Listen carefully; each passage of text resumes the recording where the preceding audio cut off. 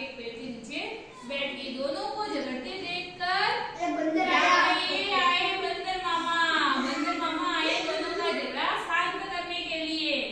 बंदर मामा बोले, तुम दोनों क्यों झगड़ रहे हो?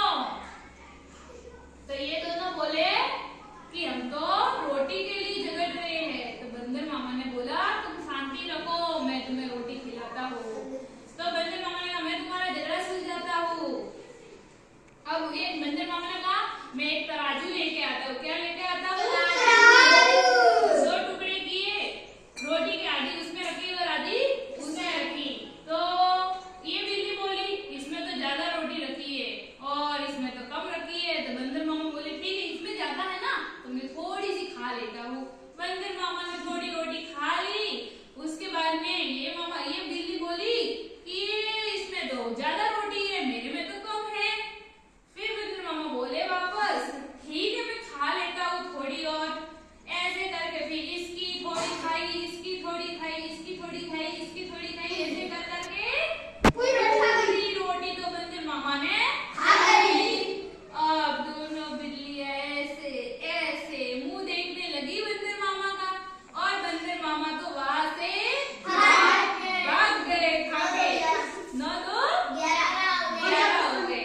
तो देखिए, किसी भी ये कहानी आपको अच्छी लगी कि नहीं लगी? सुनो, तो मैं आपको इस कहानी से 2-3 सवाल पूछूंगी, जिसको पूछूं वही उत्तर देगा। रोटी के लिए कौन झगड़ रहा था? बिल्ली झगड़ रही थी। बंदर मामा झगड़ रहे थे? बिल्लियां झगड़ रही थी। और दोनों बिल्लियों की रोटी किसने खाई थी? बंदर मामा ने। Very good. तो मतलब आपने कहानी तो बड़ी ध्यान से सुनी है। अब इस कहानी से अपने को क्या सीखने को मिला, कोई बता देगा?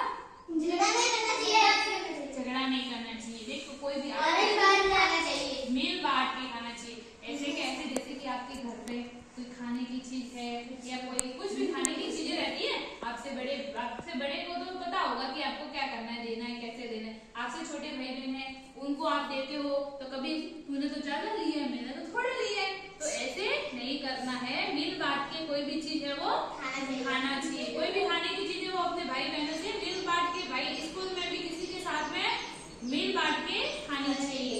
ठीक है? तो इस कहानी से हमें ये शिक्षा मिलती है कि झगड़ा